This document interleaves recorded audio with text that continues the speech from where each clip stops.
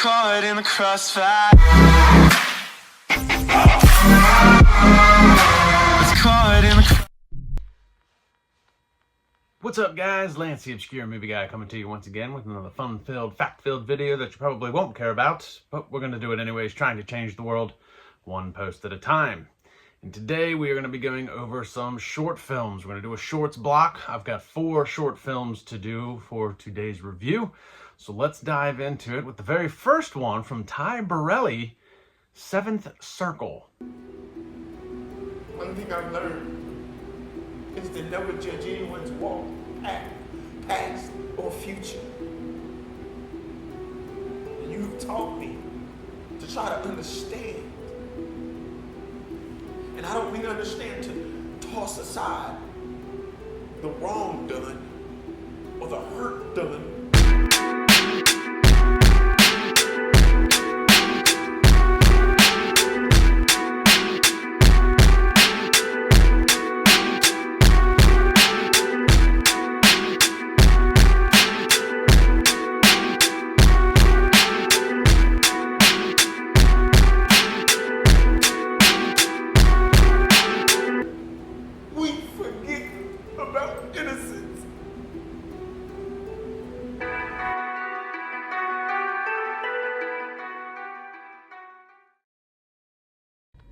So 7th Circle is very uniquely shot. There is no dialogue in this short film. Well, in the beginning of the short film, there is a prayer, which kind of sets the tone for the short film itself. Now, the prayer, I will say when they were doing the prayer, there was some audio static, and I'm not 100% sure if that was an audio effect that they were trying to put in, if it was done on purpose, or if it was an actual audio issue. However, with that static, it was kind of hard to make out completely 100% what the prayer was about, which I think that's probably a lot of context into what the rest of the short film is about. I'm not going to act like I know 100% exactly what's going on in this short film. I can tell you that it is very well shot. It's got some very good cinematography. It's done in black and white, which really adds to the tone of it. And from what I can gather, this is kind of a look at like high society occultists and the sacrifices that people make for fame and fortune. I could be way off base, but that's kind of how I interpreted it.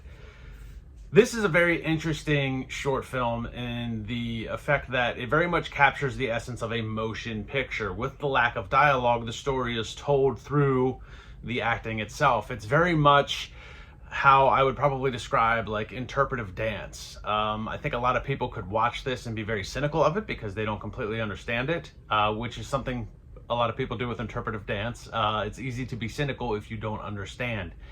However, I do have enough understanding that this is a very artistic film, and this is going to be one of those short films that because of the artistry around it, I could see it doing very well in a festival type theme setting. I could imagine this would probably get a lot of accolades and awards because of the way it was executed. But I don't think that this film is for everybody. I think it would be hard for a lot of people to quite garner the whole concept without dialogue and without any explanation of really what's going on.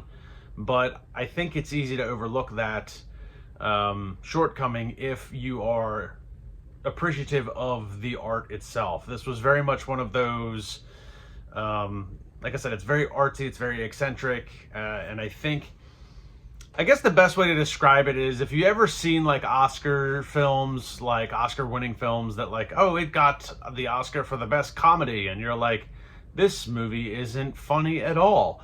And that's because it was a comedy in the truest sense of the word. Much like if you read some of William Shakespeare's plays and you go back and they're like, oh, it's a comedy. And you're like, this doesn't seem funny at all. How is this a comedy? But it's a comedy in its purest sense. And that's kind of what you're getting with this short film with Ty Burrell. This is a motion picture visual art in its purest sense. So even if you don't get it, I think you could still watch it and appreciate some of the fundamentals like the black and white, the way it's shot, the artistry behind it, the cinematography, the framing, all of that stuff is really well done. So the next short film I want to talk about was emailed me from a guy in Germany. It is called Turning Test. It was done by, and I'm probably going to butcher this name, and I'm sorry, Jasker Mark Tanner. If I'm saying that wrong, I'm really sorry. That's what it looks like. Maybe it's not a soft J. It could be Jasker Mark Tanner. Regardless, email to me from Germany. Roughly a 6-minute short film, and it's really interesting. It's Turing Test. It's basically an AI simulation of a guy that's creating this AI and kind of running a test with it in a back and forth type dialogue. And it's really interesting. I don't want to give too much away. I would really like people to sit down and watch this one if you get a chance, because it's roughly only like 6 minutes, but it's pretty sneaky and pretty clever towards the end, which kind of gives you, I think it says a lot. I think it's very relevant today, because I think it says a lot in regards to who's really in charge of the AI. Like, are we in charge of the AI because we're coding it and programming it, or is it becoming self-aware? Is it in charge of itself? And there's a bit of a back and forth where they're both kind of playing with each other, and it's very much like watching a tennis match. You're like, okay, now this one's in on it, now this one's in on it, now it's this one, and then now it's that one, and then this one. So it's very back and forth, and I think it's very relevant for today's events with the current AI that we're dealing with in the world. As far as the cinematography and the fundamentals of the film, I mean, it's well shot. A lot of it is just a white room. There's really only 2 actors. There is a third one, very small part and a couple lines, but the dialogue between the creator and the AI, very good. It's very compelling and thought-provoking. So this one, despite it being very short, it said a lot, and it would be a great setup. I would love to see this idea expanded upon, where this creator goes with the AI, where the AI goes with the creator. There's a much larger story that could be told with this short film, and this is really just a snippet. And realistically, that's kind of that's kind of a good thing, that if you're a good writer or director, that's kind of a good thing to do. You want to leave the audience wanting more, in the idea that they want to see the story expanded upon. You don't want to leave them wanting more because you left too many things unexplained. You want them wanting more to have that expanded upon. That's I don't know how to explain it. But it's good. The way he did it is good. It's a good wanting. It's not a bad wanting. So definitely check that one out if you guys can track it down. Turning Point. The next one I want to talk about is from Elysium Films, sent to me by good old Timothy J. Cox. If you guys have been following me, which you should, you'll remember that I did another short films review on, I think I did 3 of his. I think he sent me, this is like the 6th one he sent me now. I haven't been able to do them all. But I did 3 prior to, so this will be the 4th one I've done that involves Elysium Films and Timothy J. Cox. And it's titled Good Luck to Me. And, once again, I mean, fundamentally, Elysium does really good job with their production quality. I mean, it does come off a bit generic in some ways, because it's it's kind of a setting, and some of the audio is you can kind of tell some of the audio is put in as post-production, but realistically, good framing. The little bit of cinematography that there is set up very well. But the thing with Elysium Films is that they kind of, the complete opposite of, like we talked about with Ty Burrelli in the first one, 7th Circle, where that was very artistry and very motion picture and very visual. Elysium does their short films very heavy on dialogue to tell the story, which is always really good. The thing that amazes me with their dialogue is with, like, Good Luck to Me and some of the other ones that I've watched, is that they do this incredible thing where they give you this short film, and much like I talked about with Turning Point, it leaves you wanting more in a good way. This could very much feels like a large scene in a very dramatic movie. Good Luck to Me is basically a couple out to dinner. They both seem kind of sombersome. You're not really understanding why. And then it kind of comes to light as to what's going on. And then you're kind of like, dang. And when you kind of get that reveal at the end, you're like, crap, this is really good. But, like, I want to know how they got to this point, and I want to know what happens to them after this point. And again, it's a good kind of want. This would slot in the middle of a dramatic movie, and you want to see how this couple got to this point in their relationship, and you want to see what happens to these two characters as they leave dinner and go on about their lives. What is the end result? So, and Elysium does that with a lot of their films. All the other ones I've seen with Timothy J. Cox, it's always a very dramatic one. I remember talking about one, he did with Beth Metcalf. He was a police detective. His son died, and again, you're left with like this like scene in the middle of a movie, and you're like, how did we get to this point? I want to know how we got to this point, and I want to know what happens after this short film. And it's a good kind of want.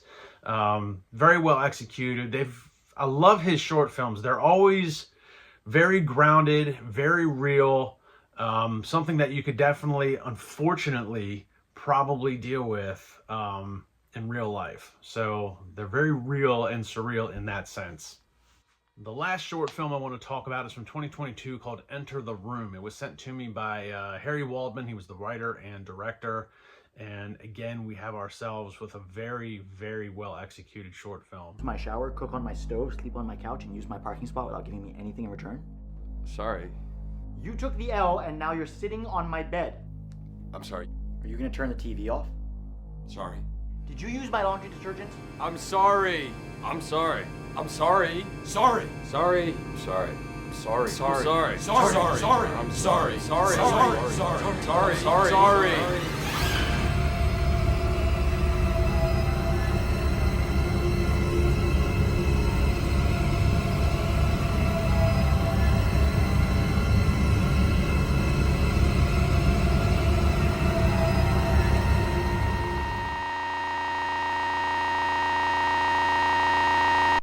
Basically what you have is two brothers. The one brother needs a place to stay in the big city, moves in with his brother. It's only going to be for a couple weeks, and they're it's kind of like The Odd Couple, but it's not comedic. It's very dramatic.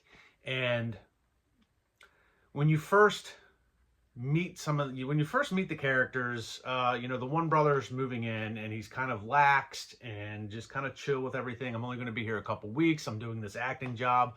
Thanks for letting me stay. And his other brother's kind of a bit narcissistic, very demanding of him, got a bit of OCD, and it's like, well, you're going to be here for this long, and you're probably going to use this much electricity, so it's going to cost this much money.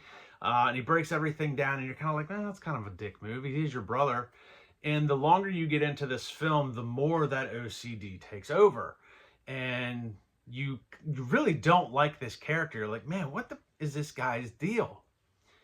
Then at the end, you get this reveal, and you're like, man, that sucks. That is much worse than what everybody perceived it to be. You find out why he is the way he is. You find out what's really going on in this apartment, and you get this, it's a bit of a paradigm shift where in the beginning of the short film, you didn't like this character. He's a dick. Why is he doing this to his brother? And at the end of it, you're kind of like, you feel sorry for the guy. You're like, crap, this guy's really got some issues. Some bad shit happened to him, and this is why he is the way he is. It's very well written. The dialogue and the acting between the two actors, I mean, it's very natural. Nothing seems forced. And even though everything takes place in this little apartment, the cinematography, they did a really good job of trying to use some expansive shots so that you get a sense that the apartment's a little bit bigger than you think. So you're not, they wouldn't necessarily be tripping over each other if they were, living together or that they are whatever. But you wouldn't be tripping over each other living in this apartment. So they did a really good job with that. No, fundamentally, there's no real audio issues or anything like that. It's all done in this apartment setting. So, but they did a really good job with everything in that one. So that is 4 short films. Most of them are available on YouTube. I know some of them, I think Ty Burrelli's 7th Circle and then Turning Point, I think they're starting to do a festival run. I don't think you can find them on YouTube just yet. But if you look up Elysium Films and Timothy J. Cox, you can follow him on Facebook and you can follow Elysium Films on YouTube.